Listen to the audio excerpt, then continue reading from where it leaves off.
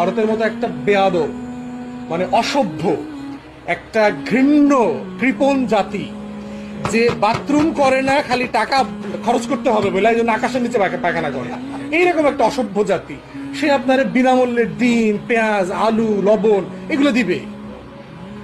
বাংলাদেশে ৭১ যুদ্ধের সময় হেল্প করতে আসছে, পার ডে লুট করছে সে $1 থেকে $2 বিলিয়ন পার ডে। এই দেশের নাম হলো ভারত। তো অসভ্য দেশ। যারা ভারতে গেছেন তারা তো চেনেন, আমি ভারতে যাই নাই, বাট ইংল্যান্ডে আমি ভারতীয়দের সাথে মিশছি। তারা পৃথিবীতে যদি আপনি একটা অসভ্য জাতি দেখেন, ভারতীয়রা কামস এট দ্য টপ, অসভ্য জাতি। তো বন্ধুরা, ভিডিওটা তো আপনারা দেখলেন। আমার মনে হয় পৃথিবীর মধ্যে সব থেকে জঘন্যতম মানুষগুলোর মধ্যে যদি কোনো দেশ থাকে, তবে সেটি হচ্ছে পাকিস্তানের পরে পূর্ব পাকিস্তান। যদিও পাকিস্তানের দিকে খুঁজলে কিছু হয়তো ভালো সংখ্যক মানুষ পেলেও পেতে পারেন, যদিও তারা অভাবীপনায় আজকের দিনে এই অবস্থায় দাঁড়িয়েছে। কিন্তু যদি আপনারা পূর্ব পাকিস্তানের দিকে তাকান, তবে ইতিহাসের আর বিশ্বের সব থেকে জঘন্যতম লোক এরাই ছিল। না আছে এদের কোনো জন্মের ঠিক, না আছে এদের কোনো কর্মের ঠিক, না আছে এদের কোনো ধর্মের ঠিক। আপনাদের বলে দিই, ইসলামের পাওয়ার হাউস যাদেরকে বলা হয়, তারা নিজেরাই বলেছে যে আজকের দিনে ভারত, পাকিস্তান আর পূর্ব পাকিস্তান, এই সমস্ত দেশের মানুষগুলো যে আজকে নিজেদেরকে ইসলাম বলে দাবি করে, এরা হচ্ছে কনভার্টেড ইসলাম। মানে বুঝতে পারছেন এদের আব্বুগুলো কোথায় থেকে এসেছে, মানে এরা সবগুলো হিন্দু ছিল। তার থেকে বড় ইন্টারেস্টিং ব্যাপার, প্রতিটা মানুষ পৃথিবীতে যখন জন্ম নেয় তারা কিন্তু হিন্দু হয়ে জন্ম নেয়, পরে তারা টুপির মাথা কেটে ইসলাম ধর্ম গ্রহণ করে, যেটা আপনারাও জানেন। যেটাই হোক, বিশ্বের মধ্যে যদি কোনো একটি সব থেকে জঘন্যতম দেশ থাকে, তবে সেটা এখন পাকিস্তানের পরে নামটা উঠাতে চলেছে, পূর্ব পাকিস্তান। এই দেশের মানুষগুলো কোনো জন্মের ঠিক নেই।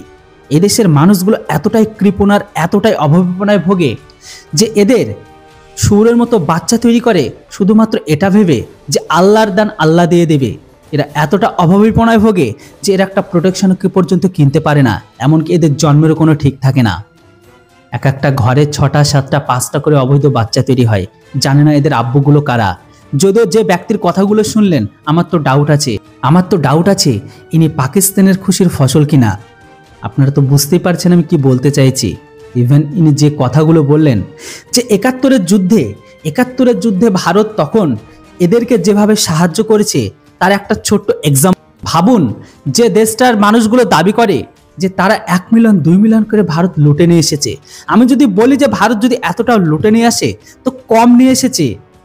সেই টাইমে যখন যুদ্ধ হয়েছিল, ফ্রিতে খাবার দিয়েছিল ভারত। যে সমস্ত মুক্তিবাহিনীর যোদ্ধা ছিল তাদেরকে অস্ত্র থেকে শুরু করে সেই সমস্ত অস্ত্র, গোলাবারুদের ট্রেনিং পর্যন্ত দিয়েছিল ভারত।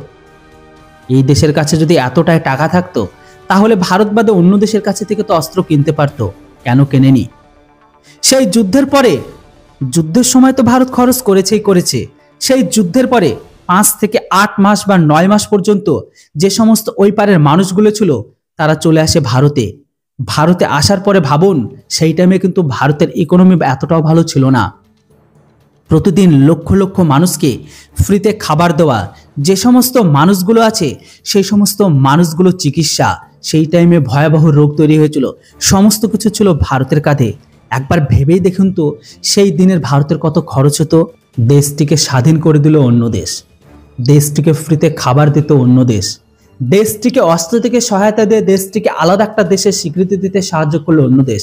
সবটাই তো অন্যের অবদান, নিজেদের আছেটা কি এদের কাছে? আমার তো আজকের দিনে ডাউট লাগে, এই সমস্ত মানুষগুলো যারা কথা বলে তারা কি আদৌ ওই দেশের না পাকিস্তানের? আপনাদের জানা থাকলে এটা কিন্তু লিখে জানাবেন। তার থেকে বলে দিই, গোটা বিশ্বের যতগুলো মানুষ সব থেকে বেশি ইনসাল্ট হয়, তার মধ্যে বেশি কিন্তু হয়ে থাকে পাকিস্তান আর পূর্ব পাকিস্তান। কেননা এদের চরিত্রটা হচ্ছে চোরাকারবারি। ভারতে তো ওরা অবৈধভাবে ঢুকতে গিয়ে মারা যায়। শুধু ভারতে নয়, আপনারা খবর খুললে দেখতেই পাবেন, ইউরোপ থেকে শুরু করে বিভিন্ন জায়গায় অবৈধভাবে যেতে গিয়ে মারা যাচ্ছে। বিদেশে গিয়েও এরা ভারতের নামটা নিয়ে চলতে হয়, বিশেষ করে পাকিস্তানি আর পূর্ব পাকিস্তানে। ভারতের নাম না বললে এদের কোনো ভ্যালু থাকে না। এমনকি পূর্ব পাকিস্তানের ভেতরে যতগুলো বেশ্যালয় আছে আর যতগুলো মেয়ে বাইরে কাজ করে, সবাই বেশ্যাবৃত্তির সঙ্গে যুক্ত। এমনকি সেই সমস্ত জায়গাকার খুশির ফসল নিয়ে তারা পূর্ব পাকিস্তানে ফিরে আসে। এবার বাকিটা আপনারা বুঝতেই পারছেন। রইল বাকি টয়লেটের কথা।